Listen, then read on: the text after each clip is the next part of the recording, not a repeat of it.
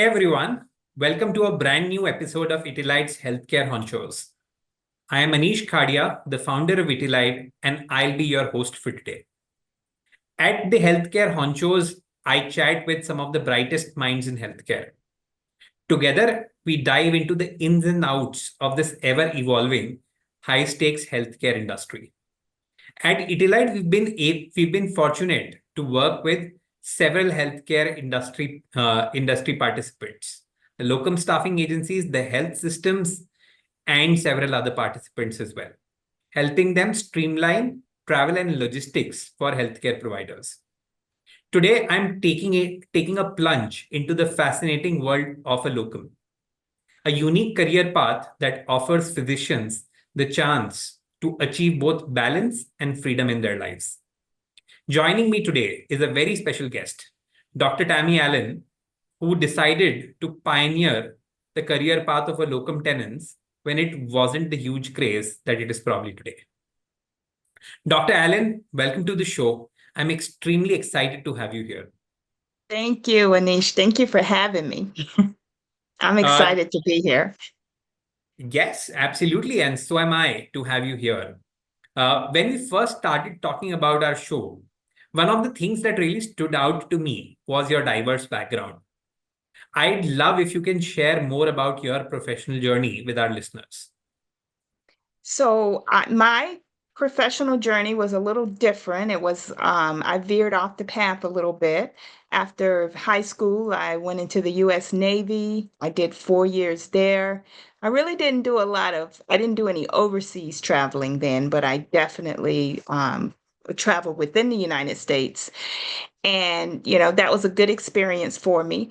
From there, I ended up going to University of Pennsylvania in Philadelphia for undergrad. And it took me 6 years because I financed it myself. Of course, I did have some student loans, but I had to work the entire time. So it was a little different career path than most people.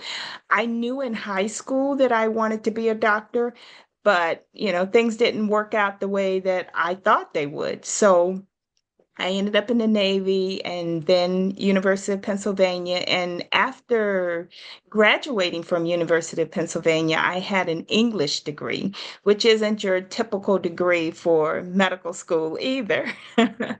I did take some of the prerequisites while I was in college, but I needed to take some more, like the organic chemistry and so forth.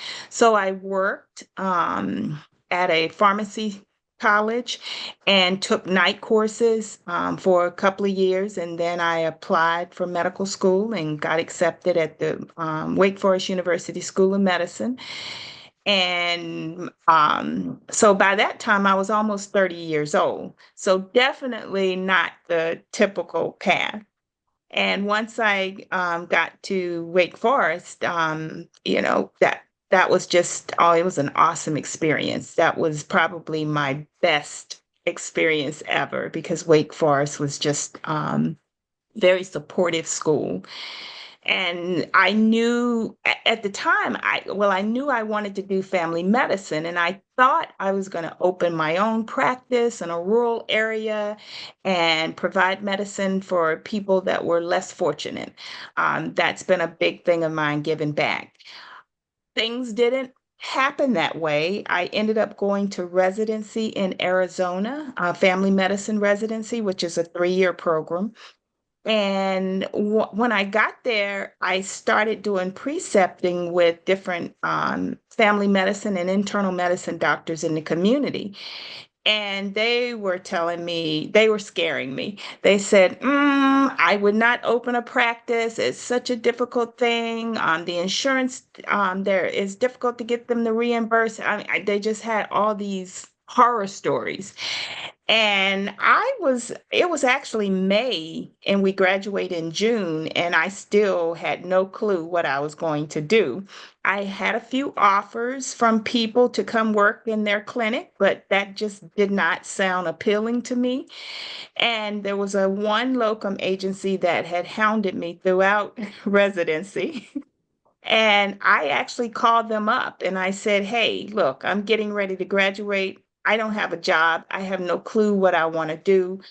Can you help me? And they were like, sure. So that's how I ended up doing locums. And so it was a very circuitous route to get to where I am today. Got it. And all I can say is I'm awed by, the journey that you made. I can tell you, I haven't ever met an English major at an undergrad level who's gone on to become a doctor. Right, So, right. uh, truly fascinating.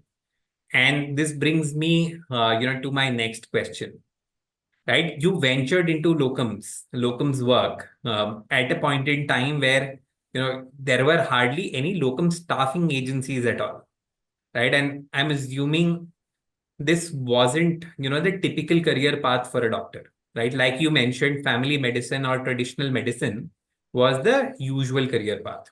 Hmm. Yes. So when I started out with the locum company, they actually put me in the I was on a Navajo reservation, which was another awesome experience. And I did the full spectrum traditional family medicine. So I saw peds, I saw adults, I saw OB patients. I didn't deliver, but I saw those patients. And I really enjoyed that. And then that assignment lasted, I think, about 6 months. And I moved on to another assignment. And I was always in these rural areas. And what I discovered is that in a lot of those rural areas, you are one of the few physicians there. You may be one of two, and it was very demanding. So between the hospital and the office, I'd have to go into both, and my days were really, really long. And I'd start probably 5 in the morning and end 11 at night and start it all over and be on call every second or third night. And I said, this is not sustainable. And I told my agency, I said, I'm not going to be able to do this very long. And my recruiter said, have you heard of hospitalist? And I said, no, I hadn't. And she said, well, you work 12-hour shifts, and when you're finished, you're finished. You don't have to worry about call. You don't have to worry about patients calling you. You don't have to worry about insurance paperwork. It's all taken care of. I was like, deal, let's do this. What I discovered was that at that time, there were very few family medicine physicians, and actually, a lot of hospitals had in their bylaws that they only would allow internal medicine. So this hospital in New Mexico wanted family medicine as well. So they gave me an opportunity, and that was it. Oh, that was the end of it. I was like, this is the life. So I did my 12-hour shifts, and back then, as I said, there weren't many family medicine, but there also weren't many women. So that was very unique. It was a world dominated by men at that time. And so it was very interesting experience. I really enjoyed it. And I just, as time passed, more and more opportunities opened for family medicine and women. And now I think we're probably I don't have any statistics to back this up, but based on my experiences, it's probably more women, or at least as many women as men now, and definitely family medicine as well. Got it. Um, Super helpful. And, you started out with your locum journey right out of residency. Now, Yes. I also recently came across a locum story article that said today 27% of all physicians start working as a locum right out of residency. I know you've seen the world, you've seen this, you've seen the locums work inside and out. What do you think are the pros and cons of starting out this early as a locum? Right? If someone is thinking about this plunge today, what should they Mhm. keep in mind? Well, I think one of the big advantages is finding a place that's a good fit for you. Because that's one of the things with locums. You can go in, you can do a few months and not have a contract per se. where you're stuck for years. So you can go in, you can see what the environment is like. You can see if you like if you fit with the other hospitalists, if you fit with the hospital's politics, if you will, the staff. And so that gives you a great opportunity to fill the place out before you actually commit. I think another thing is that when you're first starting out, especially if you're single, it's a great way to make a lot of money fast, because you can do as much work as you as much work as you want to do. It's available. So if you're trying to pay off those student loans quickly, if you're trying to save up money before you finally settle down, it's a great way to do that. One of the cons, the thing that concerns me a little bit is I think that as a locum, sometimes you don't get the guidance that maybe someone who's working in an established practice would get. And so that, that's you have to be one of those people that's ambitious and that's willing to learn and to get the information for yourself because you may not have those same avenues of well, I guess I'm not going to call it preceptorship, but people that are like your role models Yeah. and that can guide you. Your mentors or, Mentors, perhaps that's that is that's what you mean. correct. Yeah, Mentors. got it. Any other, pros and cons, physicians should remember if they're considering this career choice? Yes, so there are different types of locums. At one point, locum tenens typically traveled. That was the biggest thing. Because you were needed in rural areas. Yeah. Um, but nowadays, it seems everyone needs locums. So you have a subset of people that have a practice or have a full-time job, and then they use locum in their community to supplement their income. But I think that if you're going to do it full-time, like I did, you're probably it's going to work out best for you if you're willing to travel. So you Mm-hmm. have to be a person that's willing to change. There's a lot of change involved, going into hospitals, working with new systems. For instance, Epic and Cerner are the two biggest EMRs. You would think they would be the same everywhere, but they're not. Every place you go, they're different. So it's like you're learning a new system every time you go to a new hospital. And of course, you're learning the new consultants and the new nursing staff, and everyone has to get accustomed to you. So you have to be someone who is flexible and okay with change. Got it. That these are excellent points, right? And I built my career in consulting where we were also moving from one assignment to the next every 3 to 6 months. Hmm. And from there, I did realize that it requires a slightly different mind frame to adjust to change so frequently. So I think that's a great point. You know, as you were talking about mentorship, what struck me is, you probably mentored many of physicians who've turned locums by themselves. And as you've spoken to them and as you observed other locums as well, what do you think are the common misconceptions physicians have about locums?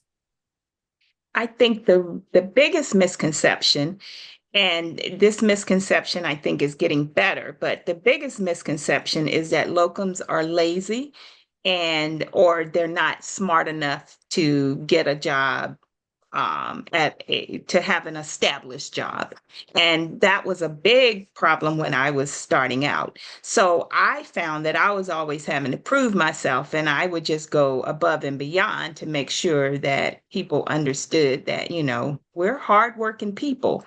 I think now because locums are so common, that people don't tend not to have that those same types of misconceptions about them, you're always going to have people that don't pull their weight and don't do their fair share of the weight of the job. So, yeah, are there locums that are like that? Absolutely. But for the most part, I think locums are very hardworking people. And because we know those stereotypes exist, we work even harder to make sure that people understand that's not what a locum is. Got it. Now that's from, the perspective of physicians who are working with locums, right? What about the perspective of physicians who want to become locums but are maybe scared of it, right? What are the things that people are sometimes scared of? Yeah, I think they're scared sometimes of that change and not knowing what's going to happen. I think also if you're going to do it permanently, there's always that fear that there's not going to be any work for you. Because although there's a lot of work out there, it's not all good work. And sometimes you have to say no. And it's like, okay, where does my next assignment come from? Um, One of the things that I tell other locums is make sure you sign up with more than one company. And Mhm. that way you're not putting all your eggs in one basket and you're able to get assignments through other companies as well.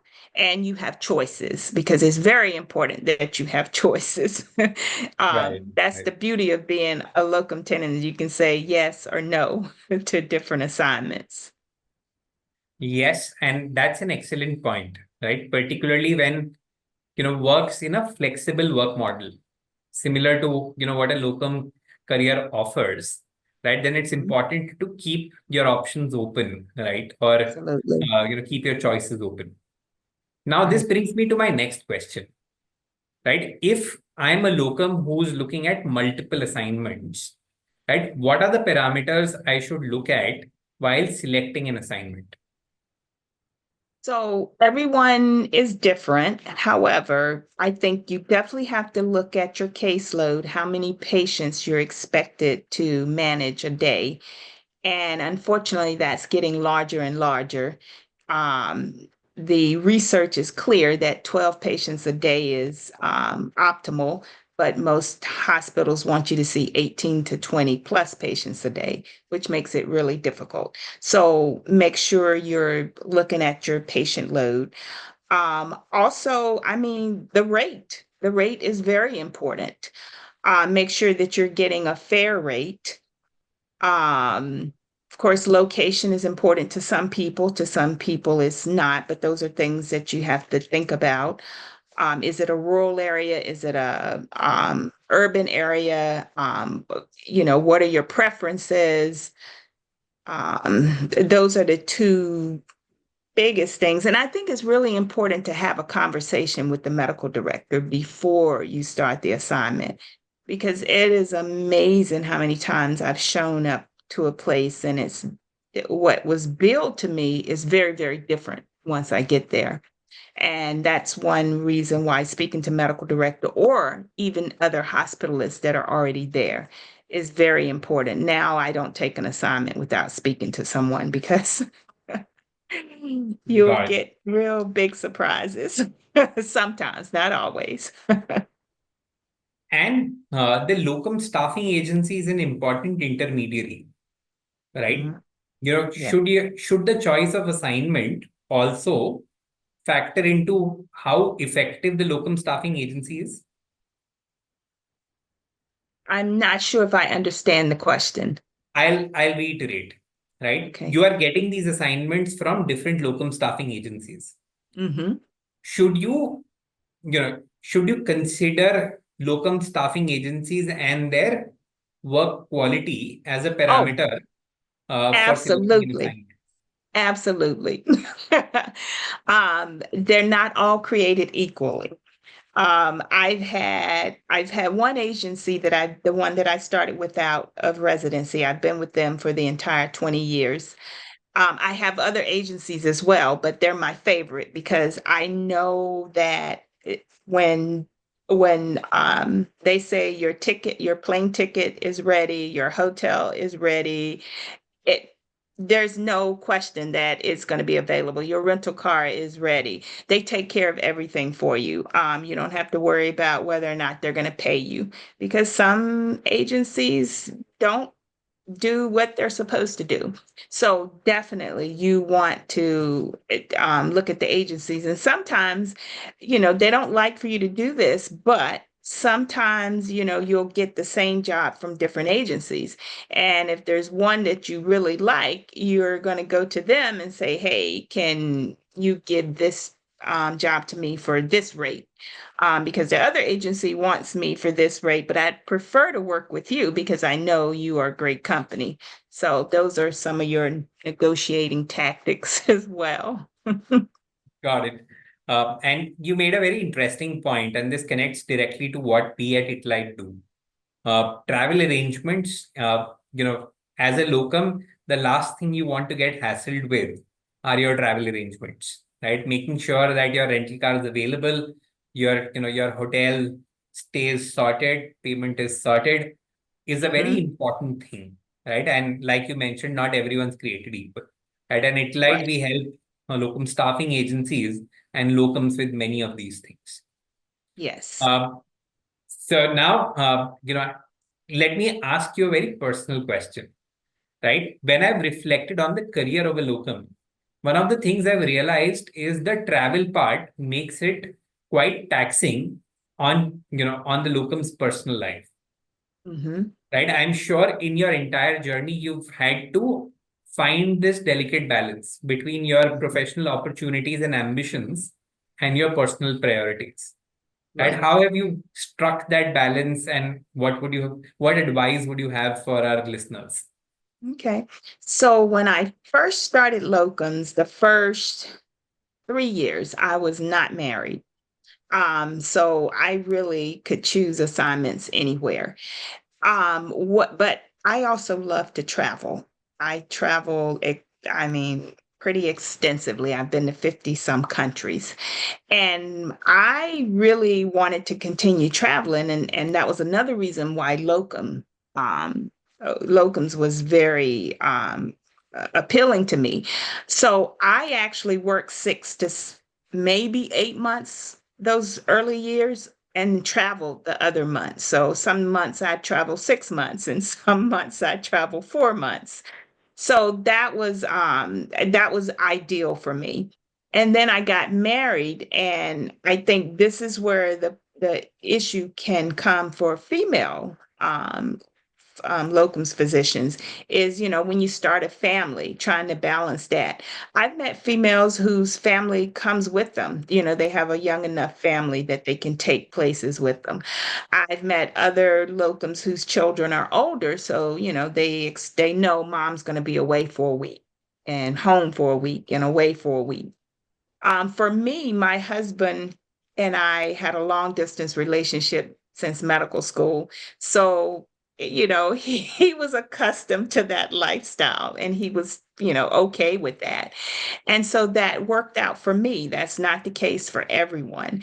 But I just, I actually take my family with me to some assignments. Like, for instance, Christmas. I generally don't work Christmas, but one year I had the opportunity to work in a very rural area at a critical access hospital, and I knew the patient load would be very low. So I took my family, we all made it a vacation, and it was in this really desirable area.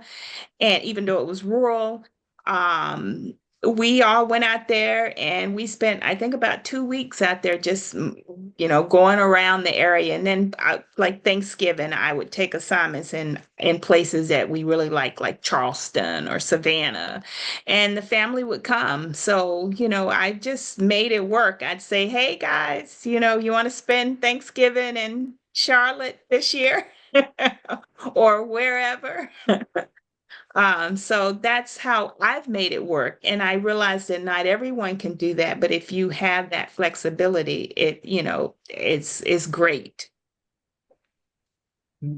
This is an excellent point. And I'm sure not every aspiring locum understands that you could have the opportunity of taking your family along.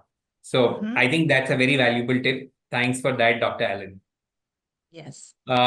Now, my one other topic that's been lingering in my mind is that of physician burnout. Mhm. Right, one of the things I read was a big reason why locums work picked up was physicians were starting to burn out in the Mhm. regular, in their regular full-time jobs. Right. However, of late I've started picking up that even locums face a burnout problem. Right. If you have to advise locums and physicians in general on how to avoid burnout, what would your tips be? Yeah, that's a difficult one. And the reason I say it's difficult is although I have all the flexibility I want, it's still, I'm at that point where I feel like I need to back away from medicine a little and do something, not necessarily medicine, but hospital medicine, and do something different. And I think because of the demands of the hospitals, they want you to see 20 plus patients a day, which is really taxing on your body. The 12-hour shifts, those are taxing on your body. And most of them want you to do it for 7 days or 4 or 5 days at least. And your 12 hours really are 13, 14 hours because the electronic medical record requires so much of your time. So physicians often are they go home, they spend time with their family, and then they're up late doing charts at night. So all of those things are playing into this physician burnout. We don't have any control over any of these things, and I think that makes it even more difficult when you talk about physician burnout. So I tell people, I think that probably the locums life helps prevent burnout more than an actual employed life, to be honest, because you can say, I'm taking a break. So, like for now, I only work 5 to 7 shifts a month, and that works for me. So you can make those adjustments as a locum tenens, but that burnout issue is difficult now because things have changed so much, and I don't know what's going to happen, but there's going to have to be some major changes, or we're going to lose all of our healthcare professionals. Yeah, couldn't agree more. Dr. Allen, this has been one of my most memorable conversations. I have personally learned so much about life as a locum. I am sure so has our audience. My final question to you for today is, what would your top three tips be for an aspiring locum? Okay. So, number one, of course, is be flexible. Can't do this job without being flexible. Go with more than one agency. That's key if you want to survive in this environment, because there are lots of jobs out there, but if you're just dealing with one agency, they don't have all of the jobs. So you definitely want to go with more than one agency. And the other thing is advocate for yourself. Make sure you negotiate a reasonable rate, because the the agency's job is to pay you as little as they can. So talk with your other locums and find out what's a reasonable rate for where you're going, because different places are going to pay differently. So those would be my three top tips for anyone looking to go into locums tenens. All right. These are super valuable tips. Dear audience, I hope you've had a great time listening into Dr. Allen today. Dr. Allen, thank you so much for making time speaking to us at the Healthcare Honchos. I'm sure your tips and some of your insights in our conversation today are super valuable to people who are aspiring for a career as a locum and to physicians who are already locums. So thank you once again on behalf of the Healthcare Honchos and on behalf of our audience. You're quite Audience, welcome. thank you. Thank you for listening in. Look forward to talking to you again very soon.